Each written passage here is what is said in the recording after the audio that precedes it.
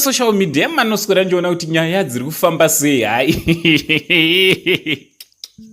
iyi nyaya inotori nemusindo, munoziva nonzi musindo wazokuruka. Iyi nyaya ndo yatichanzwa zvakawanda.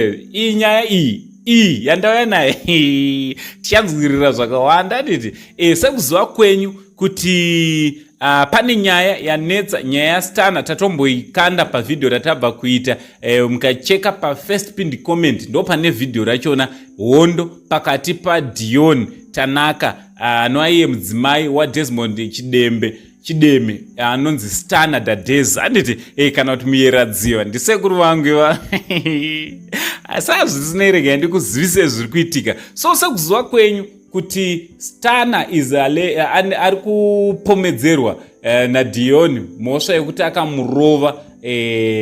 Yakatoripotwa, yatori mumatareds mhosva iyo zvasvika ndoti chiko ndaumhanyavayagudza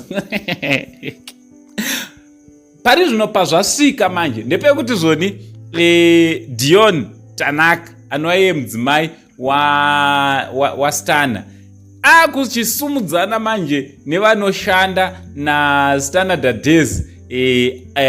Sekuziva kwenyu kuti Stana na uyu mhani uyu wairwisana naye nguva zhinji vave mafriends, in fact vave mabusiness partners naMudiwaHood. Anditi hondo yaMudiwaHood naStana ndofunga mweziya yekuti uyu anoti ndini shefu pamangoma, uyu achito ndini shefu. Anditi hondo yavo mweziva. So sekuziva kwenyu kuti vaviri ava vane business deal remaprivate jets bla bla bla, ameno kana kune vakambohayawo maprivate jets ava. Anditi havakasaina, vane business ravakalauncha vari 2, right? Vakalauncha vari 2 here, but pane umwe futi wanenge vanoshanda naye anonzi Paradzai Nyasha.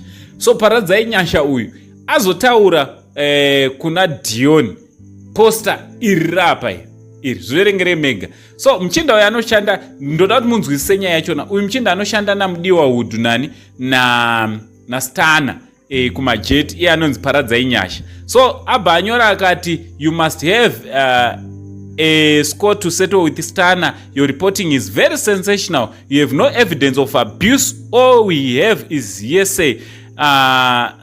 Report the facts. Anditi Paradzai Nyasha anyora mashoko awa amuri kuona, anova iye anoshanda naMudiwaHood naStana Dadezi.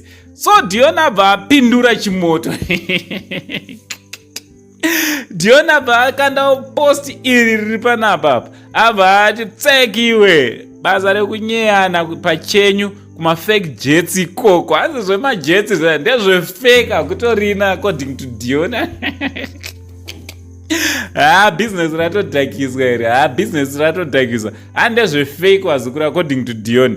Hanzi ndinozvitaura zvese, akutretena kuti anozvidusa zvese Dion. Ndinozvitaura zvese. Ndimuudze here MudiwaHood zvamunenge muchitaura about him pafoni, gara pasi and shut up. Kureva kuti zvoni Dion ane makohwa aanonzwa murume wake achitaura naParadzai Nyasha Vachinyeya MudiwaHood. Ukaita madhiri uchiudza mukadzi kumba wazukuru, ndofunga muri ngozviona kuti hazvisi safe izvi. Muswa munonetsana ka, mukadzi anozvitaura zvazvakuita madhiri.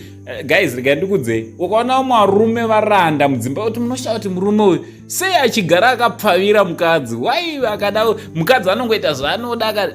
Guys, vakadzi vanenge vane masecrets vane masecrets ekuti vandoziva kuti kana business yacho empire yabuildwa nemunhu inogona kungowira pasi kahwani kuti mpiu kahwani. Ndo leverage inenge nevakadzi vazukuru kune mamwe mabusinessmen, kune mamwe macelebrity. Pane vamwe vanhu vekutoti munotoziva, iwo notomuziva munhu kutoti uyu haana voice nemukadzi wake. Aiwa, anoziva kuti mukadzi anoziva masecrets ekuti anomuwisira pasi. Izvo kai zvakubuda izvo amen.